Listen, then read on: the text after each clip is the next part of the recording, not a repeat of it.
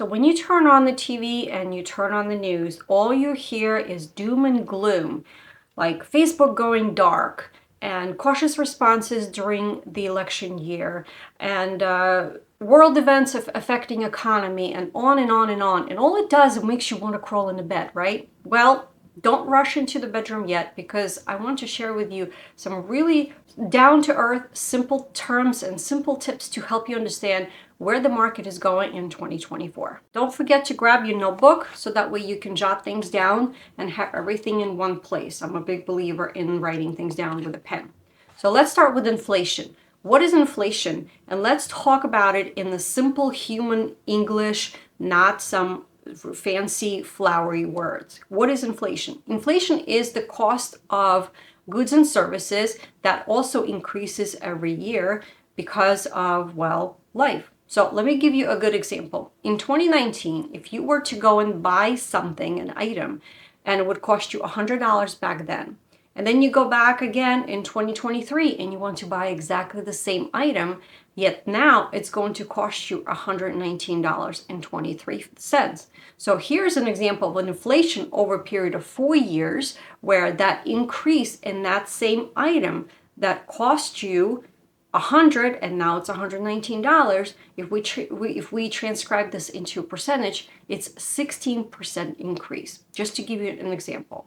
So now when you hear on the news that the prices of items have increased of, like, for example, 8.5%, which is what I've heard is the last number, that doesn't mean that everything that we have, that they measure, all of the cost of all the items has increased 8.5%. But when you look at that consumer price index, which is what the government uses to track the cost of goods and services, it actually gives different weight to different categories. And that's really important to understand, because the one that I track the most because of my real estate practice is the housing market.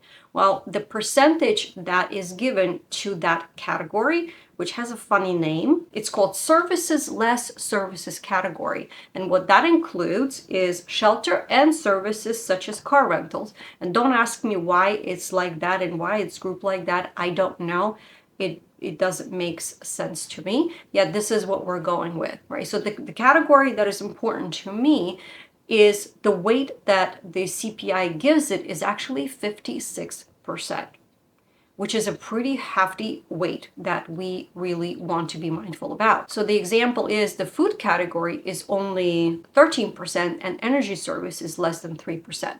This is why I, every month, am very mindful and very focused on checking to see how the housing market is going overall. That's happening around the country, and also how things are affecting the markets in local areas as well, because that's even more important than the national level. So the prediction for 2024 is the inflation is going to be going up roughly 3.4%. And of course, we've seen that number in the increase of cost of living for Social Security. So let's see how things are going. And I kind of like to track and keep an eye on it over a quarter of time, because that's, the government does come up with these numbers, but it depends. The highest categories for 2023 in terms of which categories have increased the most were these: your car insurance, cost of gas, and car repairs, over 9% increase. Shelter, whether you're a homeowner or a renter, increased over 6%. And medical commodities such as medical equipment, your supplies, and medicine increased over 5%. And I think a lot of the retirees and a lot of my clients that I talk to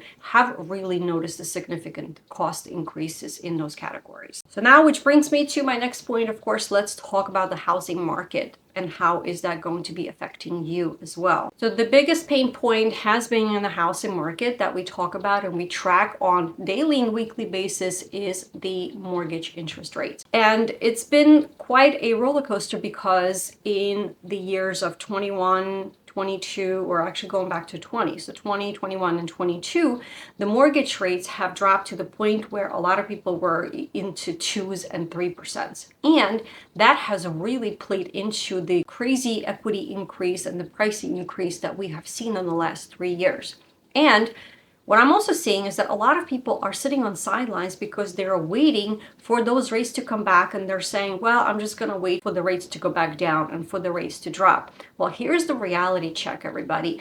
you are never going to see the same rates again. Probably in 2s and 3s, or it's not going to happen, because 4s and 5s are more realistic because we've seen the historical numbers like that. So if you're worried about paying a 7% for the mortgage rates, I want you to also kind of dig deeper a little bit and think about the consumer debt. How many of you also carry credit card debt? The national average is about 49% of Americans have credit card debt. And what is the average interest rate on that debt? It's between 21 and 24%. So what is better, 7% on the mortgage rates or 20% on credit card debt? Your auto loans are in the same category, just about the same category as mortgages, about 8% right now. So when I have these conversations with my clients, I ask them to kind of think a little bit deeper and ask themselves, is there anything else that they have that they're paying interest on that we may be able to combine, maybe pay off, so that way they don't have to worry about that debt anymore. And you know what, too, when I talk to you, a lot of the baby boomers who are my clients, they say, you know what, it's funny that people are complaining about 7% interest rates when back in the 80s, a lot of the times the interest rates were between 12 and 15%, with the highest one being in 1981 was 18%. So to the baby boomer generation, 7% is really not a big deal. And this is a lot of the kind of like a lot of the conversations that I'm having with quite a few of my clients in these days. So now let's talk about the housing inventory. And that's kind of been a double-edged sword, because here's what we're seeing right now. There are not enough homes on the market right now. And the reason being is that everybody is just holding on to their home, and they're holding on to that 3 and 4% mortgage and say, you know what, I don't want to sell. And if I do need to get another mortgage, perhaps depending on what my circumstances are, I don't want to get a 7% mortgage. Yet again, they're not looking at the bigger picture and thinking about how is that going to change their lifestyle? Could it be paying off some of the other debt that they have that is maybe weighing on their shoulders? So we're seeing that, but then at the same time, think of it this way. You're waiting for those low interest rates. What's going to happen is everybody else is waiting for it too, which means you're going to be competing with other generations, with millennials, which is the biggest market right now, because that's what they're all waiting for. It's for the prices to go down, which means you're going to have more competition, and all it is, it's just going to create more chaos in the market, more multiple offers, and just the same kind of craziness that we really had in the last couple of years. So we're just trying to see things and kind of keeping an eye on the market and seeing what's going on, especially because this is a year of elections. And here is where I want to caution you. When you're looking at the news and the media and you're listening to all the doom and gloom, I want you to understand that what the national statistics are is not a very good reflection of what is going on in your community, right in your backyard. And that is more important to understand than what the national news brings you. So let's keep on track. Let's keeping an eye on things. And we still have a life to live, and we still need to eat and sleep and drink our water, and just keep an eye on what is happening for the rest of the year. So what are you guys seeing in your own backyard? What is going on in your local marketplace? I would love to hear more. If you can share this with us, so that way we can compare how the market is going on around the country and share this information with others.